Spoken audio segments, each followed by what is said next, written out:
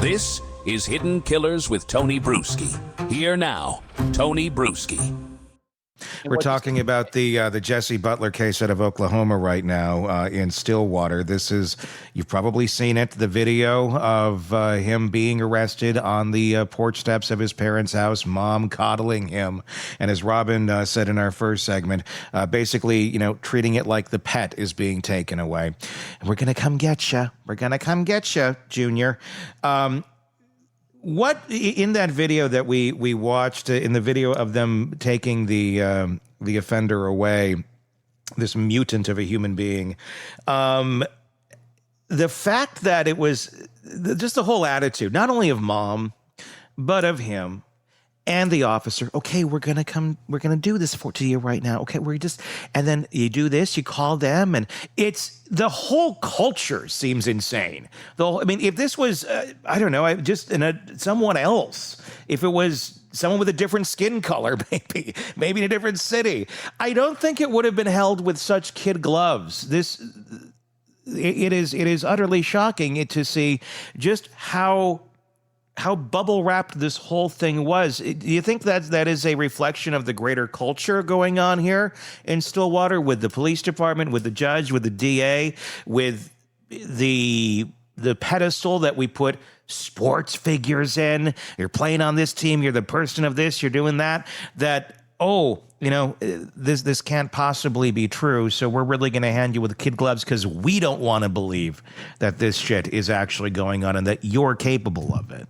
See how apologetic they looked for having to arrest him for rape? Yes. They looked like everyone was so apologetic and sad that they had to arrest him for raping two girls. There's another case I covered a couple days ago, and this guy, Dalton Janicek in Pennsylvania, who mowed down a couple cops horrendously, and he comes from a privileged background. So there's a lot of words I was actually thinking of when I looked at this case, because there's a lot of similarities in that. And one thing we're seeing here in another just amazing example of, again, impulsivity without consequence. And so recidivism is high when you have no consequences for the heinous crime you did. And so his only consequence is he has to go to secret counseling for a year. Okay, so that's motivation to never do it again, right? But here's the other thing too, is his emotional intelligence, as we cover every single week with every single case, is so low. His knowledge of self, 0. His knowledge of and empathy towards others, 0. Problem solving skills, 0. Emotional regulation, 0. All the factors that go into someone's emotional intelligence, which says how highly functioning they can be in society or anything else, is bottomed at 0, if negative. So those 5 factors are completely devoid in someone like this. And so that's what's ought to be counseled in there. But we're seeing it nowhere. My gosh. Do you think he even, just looking at the cluelessness of him on that video, do you think he even understands that he did anything wrong? I don't know that he does, or the consequences of the actions by any means. And leading up to it, I guess now he must, because he's being, he was charged and all that. But do you think leading up to this, when he was actually doing these heinous things to these girls, that it ever crossed his mind that this is another human being that I'm doing this to, no. That there may be consequences to these actions? And if not, why? How did he get that far along in life and that part be completely void of his psyche?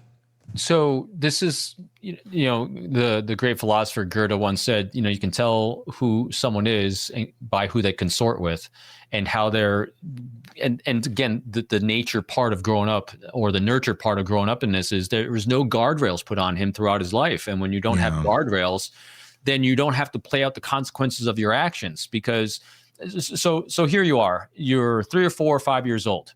And if you take a cookie from the cookie jar and you are actually scolded, reprimanded, and punished for taking a cookie without asking permission, or breaking a rule or something, you're given a guardrail and you learn, hey, if I do something that's wrong, here's going to be the consequence. And so the next time prior to doing something that you know is a rule or regulation or something you shouldn't be doing at home, your brain starts engaging.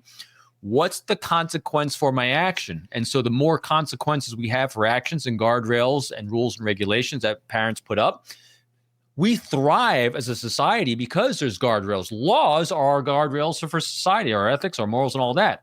What we're seeing here play out with kids like this is the fact that there was no guardrails.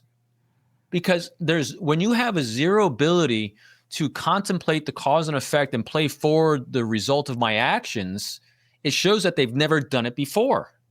Mm-hmm. And if you've never done it before, it's not that he's genetically and biologically coded without a knowledge of it. We're not born with that knowledge of it. It's something that's imbued in us through our upbringing. And so I've researched this term too. Everyone kept saying this, he comes from a good family. So I said, I plugged into my AI, define good family. Yeah. What the hell does that mean? Because good families, nowhere in the definition of good families say they put up guardrails in life about cause and effective behaviors. No, this is, you're seeing a completely entitled person without guardrails, cause and effective behaviors that look completely, I mean, you saw he was waiting when he was let out. He was let out. He didn't take charge. He wasn't pushing back. He was just compliant. You know why? He's been shuttled through life in every aspect. You saw him shuttled out the door. His mother shuttled him out. The cop shuttled him to the car. He was complete. He's a big piece of Play-Doh that was being walked out the door and shoved in a car because he had no idea what to do. He had no idea of anything that's going on because this is impulsivity at its max. I want to feel sexual satisfaction. I want to feel dominance. I want to have control. So I'm going to do this to a female. Boom. Oh, there's consequences for my action? Oh, there can't be consequences. He's not even thinking that because you know why? He's never had consequences for his actions of doing anything bad in the past. We talk about that. We talk about the offender, and we profile that quite often. But the enablers in this situation would likely be the parents, and whatever culture he's living around. And obviously, this is all just our conjecture on the case and in our opinion. We don't really talk about the enablers all that much. I mean, what's going on there? Why do so many parents wrap these kids up basically in bubble wrap and not want to prepare them for life? They know life is coming. They know the real world is coming. Why are we seeing so many parents?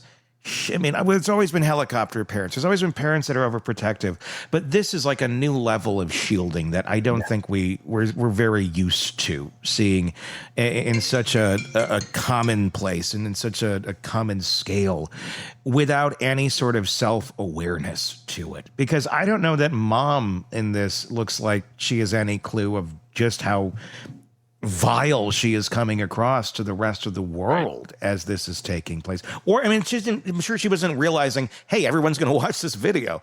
But just even to the other officers, even to anybody around, there just seems to be this utter lack of cluelessness. And maybe that's why they're raising a clueless child, because the parents are just as clueless. I don't know. I mean, it does it come down to I just don't want to deal with reality on reality's terms, and I'm just going to try and run out the clock, basically, hope for the best that he sails off into the sunset someday and does his own thing, although this guy's probably going to live in the basement for the rest of his life, considering leaving the house may not be such a great option anymore for him. Or why would you if your parents make it so comfortable? Or make it so, exactly. I mean, it's this whole enabling of helplessness and then enabling horrible decisions and never, ever giving consequences out to the people that violate those rules. I'm going to give it a broad swath on this one, Tony. This is an area I've actually enjoyed talking about for a number of years when I was still teaching in the FBI, and that is generational aspects of this. Okay. And so in general, I'm going to give a generational outlook on how each generation sees the world through their optic and lens. And so I won't go all the way back. We'll start with the baby boomers, roughly born 1945 to 65. This group of people saw the world in very different ways from the experience they had growing up. You know, Kennedy assassination, moon landing, Martin Luther King assassination, And this was a generation of problem solvers, but very me-centered focused. And so when they're raising kids like me, I'm a Gen Xer born in 1968. It made us incredibly independent, because when we were growing up from my Xer, I'm an Xer, hardcore Gen Xer, we were problem solvers because our parents were never home. They're absent. We're first generation of latchkey kids before the word latchkey kid even came around, because had to go to the workplace for the first time, growing up in the 70s, the economics are rough. And so we're out there solving problems ourselves at a very, very young age, going to work at a very young age, dealing with adults in adult situations at a very, very young age. We are a generation of hardcore problem solvers. We saw it through an optic and lens of everyone failing around us, the Challenger explosion, the economic times, oil embargoes, just the things we saw growing up was very different than the boomers and then the millennials after the Xers. And so what happened is Xers, and this, I'm guessing this parent is probably on the cusp of being an Xer, probably an older Xer, is we are a generation of micromanaging ourselves because we think everyone else is an idiot. And so when you think everyone else is an idiot, we take control of our own lives, we take control of all the lives around us. And what happens is that we did very, very well solving our problems because we think our parents are idiots. We think our kids are idiots, and we're going to solve their problems for them too because they're fools.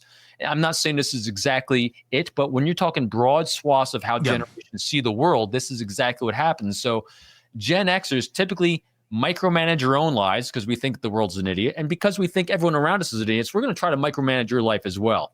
When you do that with children without getting them out there, allowing them to get reps in of failure, reps in of something going sideways, reps in of understanding what the guardrails are, this is what you wind up with. You wind up with an unmolded lump of clay because it just hasn't had a chance or to form. And forming of us as human beings comes through experiences, comes through curiosity, being satisfied by making mistakes, by cause and effective behaviors with the relationships, with parents, with everything. And so if someone gets so coddled because, and again, these things are done out of love and caring, not knowing that the effect of coddling someone so much and wrapping them in that bubble wrap to keep them protected because we don't want them to have the same horrendous experiences we did. Yeah, but those horrendous experiences we had growing up forged us into being great problem solvers. You're not going to be a great problem solver unless you actually have reps. And so that's how these things generally happen, is that these kids don't have reps because they're being micromanaged the crap out of until they become adults. And then all of a sudden everyone expects them to go from 0 to 100. Oh, you're 18 years old now? Go out, start solving problems. And that's why we're seeing so many self-radicalized kids, so many kids going down the dark triad because they're going from 0 to 100, from zero problem-solving skills to facing life's situations and things. And what do they learn? I'll just go to violence. I'll just go to instant gratification because they don't think it's a consequence for their actions because they've never experienced a consequence in their life yet. Those formative years, those teen years where you should be learning these sort of things with some bumpers around, which is good. That's why we have them. That's why, you live at home till you're typically 18 or so. And you can make mistakes to a certain extent, but you're making the mistakes. We're taking the making mistakes part out of the equation. It's just, you exist, do anything you want. And the bumpers are here, but we're never going to tell you when you're hitting them. You're just going to live and then be off with you. And then we're shocked when they are having the mentality of 12-year-olds when they're 22. Mommy will solve your problem all the time instead of you. I mean, it's what it feels like. I know I'm painting with a broad brush here too, but it's what it feels like when I'm talking to a 22-year-old these days. It feels like I'm talking to a 12-year-old in terms of maturity. And I look at I was like that at 12, not 20. It's like a whole decade is. You're already on the radio at that age. Yeah, exactly. I mean, I know. I'm an odd duck. I have an odd motor, but the thing is, I could say a good chunk of the kids, that I grew up around, they had a very different mentality at 22 than the 22-year-olds of today. And it has a lot to do, obviously, with that parenting and the bubble wrapping of people. I want to talk for another second about the DA and the judge. And in no way am I accusing them of anything. But I'll say this, as I say it a lot, I don't know anyone that is going to protect a predator or a pedophile other than a predator or a pedophile. And I'm not saying that the DA or the judge is that. But I'm saying, what the hell is going on here then? Because why would you want to protect this? Why on earth would you want to protect what you know took place here? Why are you protecting that person? What is going on in your mind that allows you to think, oh, well, here's a loophole. We're going to go with this youthful offender clause. I mean, we see it in situations where people are being trafficked and the trafficker is, protecting the other people. I don't think, I'm not saying this is going on here at all, but then what the hell is going on here? Because this just doesn't make any sense. It's not human to want to enable this. It's not human to want to look the other way on something like this. It goes against like all decency that a healthy human being would have. The only things that my mind can go to are that, and again, I'm not saying that they are involved in that in any way, shape, or form, or it's I don't know what. Sometimes people look at things going, well, I went through hell too, you can handle it, or well, so and so was rehabilitated after they robbed the Dairy Queen. I don't know, but I'm racking my brain, and I don't understand why you would enable something like this when you know how dire the consequences are. It's already has 2 lives that are ruined, and they're going to be in therapy and scarred forever and carry this with them. Why are we setting this up for a 3rd and a 4th, or however long it takes until someone stops him? So now it's a little bit easier putting ourselves, I think, in the judge's mind here, in the prosecutor's mind here, because we have an arc of reps. When I looked at the judge's record, the backgrounds, this judge goes on leniency, especially when it comes to youth. And so in the judge's mind, again, pure conjecture, she was doing the right thing. She's given the young youth a second chance, and this is the sentencing guidelines, and I'm following the law. And so in her mind, she's doing exactly what she's supposed to be doing from her standpoint. It's hard to imagine what she's thinking about the girls and the victims here, except the prosecutor's telling her, because she's not talking to the victims herself. She's talking to the prosecutor. The prosecutor says, we don't want to re-traumatize the girl. So in the judge's mind, she might be thinking, the girls think it's okay. The parent, the prosecutor says they don't want to press for this, and I have a chance to rehabilitate a young youth, and the law says I can. So why don't I go that route? Because I've done it this way before, and then I have 50 years in this town. I know this town. I know this family, or I know families like this because they have this confirmation bias going in their brain, and so in her mind, I almost guarantee. She's doing completely the righteous things. But what she doesn't have, and this is what the system's failing at here, is a loving critic saying, you're nuts.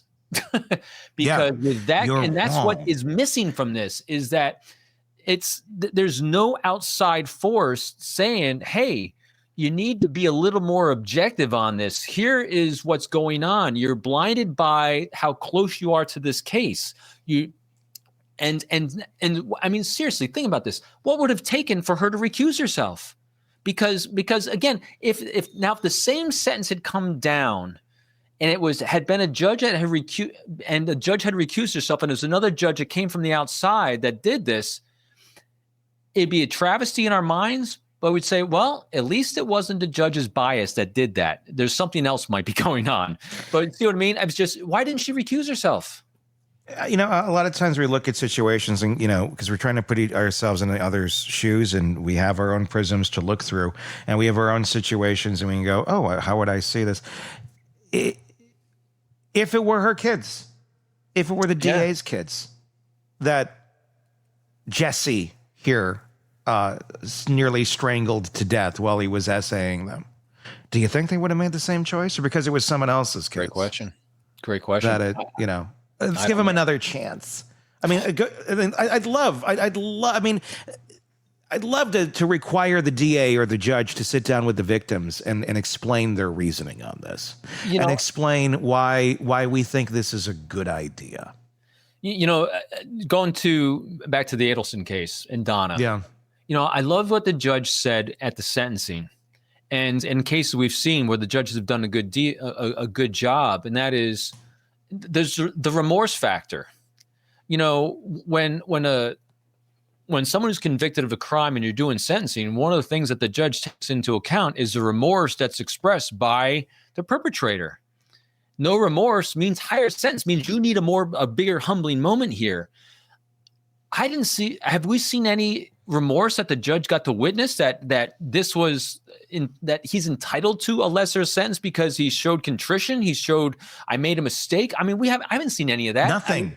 Right. So I don't understand it either, because the judge has a lot of discretion based on that very subjective observation of remorse, of contrition, of, oh my God, I can't believe I did this. You know what I mean? Even if that video of him being arrested had showed something of shame, of embarrassment, of looking like he knew he did wrong, or looking like the mother knew he did wrong. No one looks like they accepting that they did something wrong. So that's what was really missing from this entire thing. And I think that's what is probably very inflaming to a lot of the people involved here, especially the parents and the girls involved. I mean, but you're such a great example of, if this had been their daughters, would they have sentenced the same way? If this had been my daughter, he'd be dead. Yeah. Yeah. He would be hanging from a tree somewhere in Stillwater. I was thinking about, that given victims' families first actions on things first. He's a pinata now. Again, going back to the opening statement that I think is really missing here: victim-centered ethics and victim-centered sentencing. I didn't see any of that here at all, and that's that. I don't know why. I wish I had answers for this one, Tony, but it just they're following, and that's what they're following the law, and that's the problem. And that's what it comes down to. At the end of the day, the system is working as designed. They are following the law. They did have agency. They could have chosen to give him a stricter. Any judge could be like, case dismissed. And then that's not exactly what took place here. But they could have made better choices. This is bad choice on top of bad choice. And I don't know if this is because in so many towns like this, there's this thought process that doesn't like to jive with reality and the rest of the world of, oh, he's just a good boy, he made a mistake. And it's an archaic way of thinking of monsters that do certain things. Yes, there are good boys who do make mistakes. Not this type of mistake. The ones also, that maybe went and robbed the Dairy Queen because they're poor. The ones that, there are people who make bad choices and can be rehabilitated. This doesn't happen to be one of them. At any point along the way, did someone say to the girls that listens, do you feel whole? Do you feel there's justice? No one does. I mean, so it's just like they were silent. The victims were silenced during this. Their opinion was silenced. It's befuddling. I'm really curious as to what life is like I've driven through Stillwater. I've been to Stillwater several times. It's not that far from here. I'd be really curious as to what the atmosphere is like if little Jesse here decides to go walk into Subway and order a footlong. Are they going to be looking at him like he's a monster? Like, oh my God. Or is this a greater expansion of the culture there where it's like, are the girls looked at as the perpetrators here that spoke up? I mean, I don't know. I don't know the answer to that. I'd be really curious from anyone in Stillwater who's listening to this as to, you see him at the Walmart or wherever. How are you acting? What is the reaction to someone like that? I'd hope it would be discussed. I'd hope it'd be public shaming. I would be shouting him down. I would make him never once leave his parents' basement for the rest of his life. Not even to go up and get food. It's where he just kind of gets emaciated and dies down there. That's what my hope and prayer would be for someone like this. But I'm curious. I don't know exactly how that's going to play out. I'm curious too. Matter of fact, it's funny. Not funny, ironic, when we decided to cover this case, I'd actually already seen that video, like I told you, because I'd already seen it come across my feed on TikTok out of nowhere. So I'd already seen it. Not good for the offender in this. He's very recognizable. He is. I'm thinking they may have to move. If I don't, but again, I don't know. I mean, I'm so surprised by so many of these cases, and the reaction, the public reaction, especially when you get so close to the actual crime, is sometimes very different than the public reaction outside of the ecosystem of the crime. I see it in Wisconsin with the Making a Murderer case. I can't think of his name. Stephen Avery. Right. That you leave that ecosystem. There's a very different look on that case, and I don't know. I'm curious. I don't know the answer to that. And also, a thing to consider also for the sentencing that they let him off on. So everyone kept saying he comes from a good family. Is kind of shocking. Well, for him to do what he did, there's a lot of darkness in there, and there's reps of something that led him down the path to take the action he did that he thought. Remember, everyone always acts in what they think is their own best interest, and he thought for some reason this was in his best interest to do. And we're not accusing the family of anything. They've never been charged with anything by any means. But at the same point, like, where did this come from? It's a fair question to ask. Why did he think this was a great... And it might be watching online stuff, I mean, that could come from it too. But here's the deal. Maybe this is a good family. I don't know much about them other than I know the dad allegedly worked at OSU, and that's what people say, good family. Who knows what the fuck that means? And maybe they are. And maybe you really got a bad apple kid here that is just, a mutant and it's horrible. Also, but if you want to stay a good family, then you better hold Junior accountable. Otherwise, you've just become a pretty shitty family. Yeah, and using strangulation in these types of cases, it's talking about that as an actual event. It shows a huge need and desire for control, and so this is a huge control maneuver he did. Yeah, when you bubble wrap the kid and he doesn't have any control because it's just like we were talking, he's going to be shuffled around from place to place. People are going to have a desire to have control at some point in their lives. And this is obviously not the way to exercise it, but when you have zero self-control and you have no reps on how to deal with it and you have nobody guiding you in any way, shape, or form, this is quite a primal way to act out. Primal is a great word for it because this was animalistic. Glad we solved the world's problems again, Robin. That's what we do here. God. Jesse Butler. That's what he looks like right there. If you see him around town in Stillwater, tell him hi. Give him a shout out. And give him a shout out. Let him know. Let him know you know. Not saying do anything illegal. Just let him know you know. But what let we him know do you know. The girls, we got to support the victims. They need to be helped. They need to be cared for. They need to be made whole. That's where all the focus on all these things should be, is these victims have been through so much. And as Jenna Guffrey said, Epstein's main taker downer, I'll call it, she said she was unemployable because of who she was, the background she went through, the trauma she went through. And never she didn't have this chance for justice. And here's the deal. We were talking about, you see this monster around town at the Costco or whatever. Those girls, those victims, they're now going to be fearful to walk around their own damn town because they're afraid they're going to see this piece of shit somewhere. Re-traumatized every time they see him. Every fucking time. And the DA and the judge and mom and everybody there is saying, well, that doesn't matter. Your trauma doesn't matter. We want to give him a second chance. So don't matter that you guys are probably going to have to move out of town now just to avoid seeing this blob of shit. But he deserves that second chance. So he's getting paid for, court-ordered therapy, and the girls and the families, unless they actually go for restitution in some way, have to pay for it out of their own pocket. Yeah. That's justice. Good times in Stillwater. Praise Jesus. Good justice. Your thoughts in the comments section, wherever you're watching us on YouTube, please do that. Press subscribe so you don't miss any of our coverage on this. And we'll keep making sure his name is known. I think every year we should do a little Jesse Butler update so people don't forget his name. We'll have a list. Yeah, a little, hey, let's remember Jesse. Hey, Jesse, in case you thought people forgot about you. We're going to do this till I'm dead. Every year, the Jesse Butler update. I think that'd be great. And He's still in mom's basement. And we'll keep it even more positive. We'll remember the victims every year and do even more for them. I agree. All right. Until next time, for Robin, I'm Tony Brueski. We'll talk again real soon.